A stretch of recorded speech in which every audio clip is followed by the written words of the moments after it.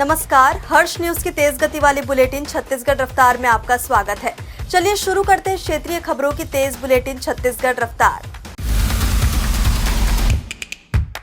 छत्तीसगढ़ विधानसभा में वित्त मंत्री ओपी चौधरी ने 1,65,100 करोड़ का बजट पेश किया, जो पिछले साल की तुलना में 12% ज्यादा है। ओपी चौधरी ने बजट में ₹1 पेट्रोल सस्ता करने और सरकारी कर्मचारियों को 53% डीए की घोषणा की है। इस दौरान ओपी चौधरी ने बताया कि महतारी वंदन योजना के लिए 5,500 करोड़, पीएम आवास के लिए 8,500 करोड़ और पीएम श्री स्कूल के लिए 277 करोड़, स्वास्थ्य योजना के लिए 1,500 करोड़, रायपुर से दुर्ग के लिए मेट्रो रेल सर्वे के लिए 5 करोड़ रुपए का प्रावधान किया गया है। छत्तीसगढ़ विधानसभा में वित्त मंत्री ओपी चौधरी 25वां बजट पेश किए हैं। पूर्व मुख्यमंत्री भूपेश बघेल ने प्रतिक्रिया देते हुए बजट को शब्द जाल बताया है। उन्होंने सोशल मीडिया पर पोस्ट कर लिखा, ये था क्या? ये बजट भाषण था या गणतंत्र दिवस का भाषण था या किसी कवि सम्मेलन की भूमिका थी? भूपेश ने आगे लिखा, ये जनता तो छोड़िए, भाजपा के लोगों को खुद समझ नहीं आया होगा। ना जनता के लिए कोई राहत, ना किसान, युवा, महिला के लिए कोई घोषणा। बेहद निराशाजनक और सिंगल माइक पॉडकास्ट समाप्त हुआ। भूपेश बघेल इसे छत्तीसगढ़ की दुर्गति का बजट कहा। बिलासपुर के सरकारी मिडिल स्कूल में छोटे छोटे बच्चों से मजदूरों की तरह काम लिया जा रहा है।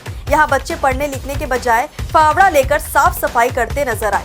इतना ही नहीं, टीचर खड़े होकर बच्चों से नाली की सफाई कराते नजर आ रहे हैं, जिसका वीडियो भी सामने आया है। मामला सिरगिट्टी स्थित सरकारी स्कूल का है।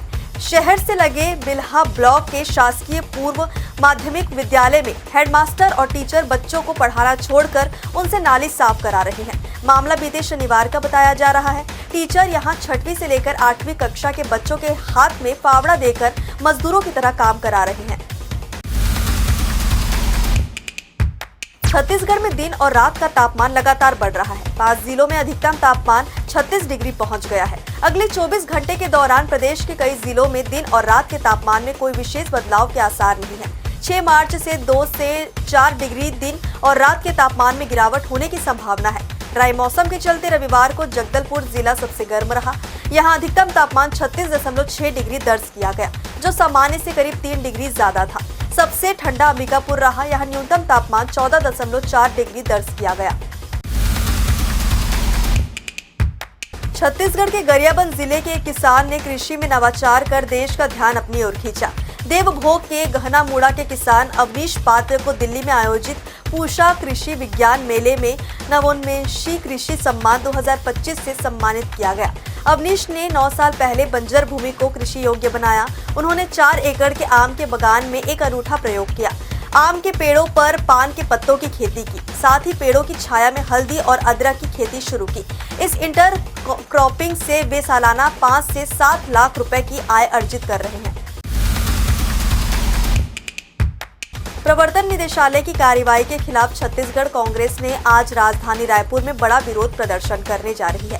कांग्रेस का आरोप है कि ईडी केंद्र सरकार के इशारे पर काम कर रही है और विपक्षी नेताओं को राजनीतिक दुर्भावना से निशाना बना रही है। इसी के विरोध में आज 3 मार्च को कांग्रेस कार्यकर्ताओं ने रायपुर स्थित ईडी दफ्तर के घेराव का ऐलान किया।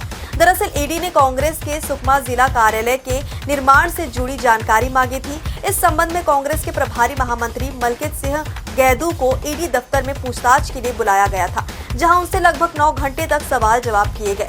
इस कार्रवाई के बाद कांग्रेस नेताओं और कार्यकर्ताओं में भारी आक्रोश है। कांग्रेस का कहना है विपक्ष की आवाज दबाने के लिए ईडी का दुरुपयोग किया जा रहा है।